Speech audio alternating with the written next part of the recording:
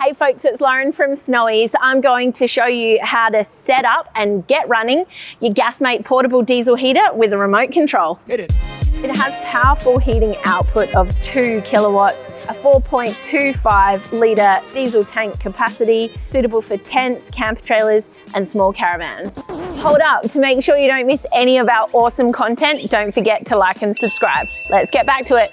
So we're in the car park out the back of our Keswick store in Adelaide because we don't want to run the gauntlet of the rainy weather that we're having out in the bush somewhere. So on the unit, we've got, it sort of measures in at around 40 centimetres long by around about 23 centimetres wide by just under 33 centimetres tall, including the handle here. On the front, we've got our little control panel. And this is our heat output vent that we'll connect the ducting to shortly. And we've got a little remote control here that has a protective slider so the buttons can't accidentally get pushed. And that allows you to control your heater long distance. So the heater also weighs around 9 kilos empty. So with a couple of litres of fuel, this is probably closer to 11 or 12 kilos here. So it isn't too heavy to move around, but it's definitely something that you're just going to want to set up and leave in place where possible. So first things first is we're going to connect up our venting tube. Now, before I connect that up, the tube will come fully compressed in a U shape like so, and fresh out of your box, it's going to be tucked up underneath the unit. So when it comes time to installing your ducting, you're going to want to expand that out as much as possible. So the ducting tube is approximately 1 metre long. Now it might not be quite possible for you to get the ducting to extend 1 metre long as one person trying to stretch it out. So to get the absolute maximum length that you can from this ducting, have an extra buddy and both of you pull on the end, sort of like a Christmas cracker, but you're not going to pop it, and that will get the maximum expansion that you can have from the ducting. So I reckon that's about as far as I can get it as a one person job there. So you get a couple of these adjustable O-rings. So we'll put one over the end of the ducting here, and I've grabbed this screwdriver and we're just going to slide it over the the output valve here like so. So we'll slide that O-ring up close to the body of the heater and tighten that up. Couple more twists, and that's on relatively securely. So we will do the same thing on the other end here with our vent housing. But before I put the vent housing on, I want to show you something.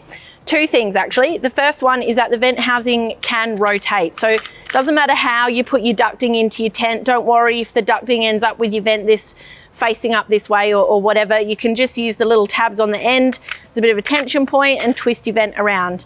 The other thing is that we've got a couple of tabs on the outer edge of the main sort of body of the vent here. And if we pop those out, you can see we've got 3 holes, which allows you to, say, if you've got a camper trailer or a caravan or some sort of vehicle or camping setup that allows you to permanently mount the vent housing, you can do that, which means that all you have to do is tighten or loosen the O-ring on the ducting every time you're setting up at camp.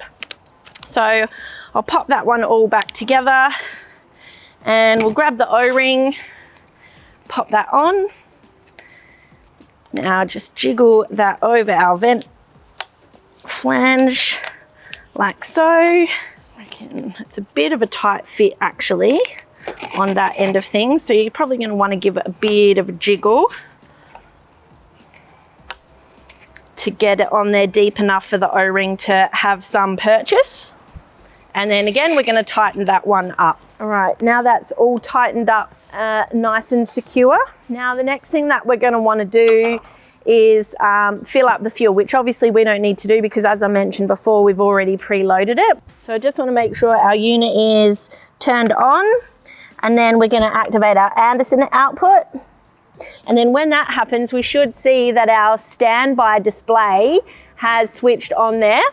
Now that's going to give us a quick indication of P that, you know, we're getting power. It gives us the ambient temperature up the top here, and it gives us 13 volts, which is the state of the battery essentially that we've got plugged in. So when you are first using the unit, you'll notice a button here that is the prime function.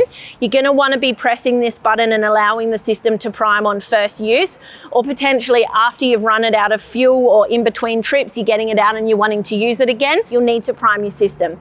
Now we don't need to do that because we've already run it and we haven't run through the fuel. So it's just a simple matter of turning it on.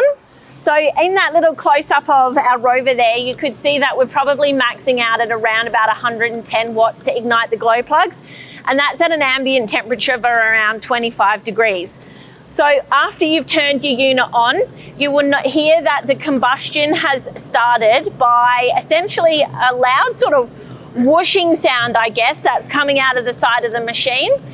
You'll also hear a slight little tick, tick, tick, tick sound, which is essentially just the internal fuel pump that's providing the fuel consistently to keep that combustion happening.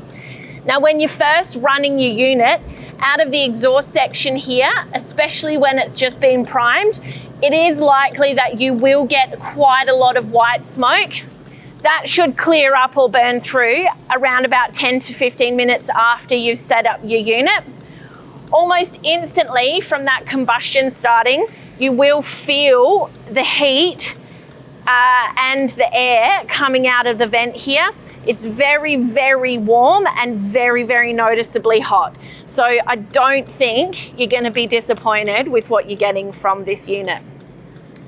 You do need around about 20 centimeters of clearance on all sides of the unit, but on the exhaust section here, it's pumping out a fair amount of hot smoke, or not smoke, but a fair amount of hot air and exhaust. And you're going to want to have about 1 meter clearance from that point. You're also going to want to make sure that your unit is set up somewhere that is not on dry leaf litter or grasses that can combust. And also you're going to want it to sit on level ground, especially because you've got that fuel pump in there and you want to make sure that the system is running as efficiently as possible. Now we're up and running. I've got this set on the maximum fan and maximum temperature setting. And you can see here just from our power unit that we are drawing around about 27 watts, which is at 12 volts, around 2 amps. Now the rain is just about to come back, so I'm going to turn this unit off. If you want to have more information about the specific features, how the control panel works, check out our other video. You can get this at snowies.com.au at our lowest prices every day.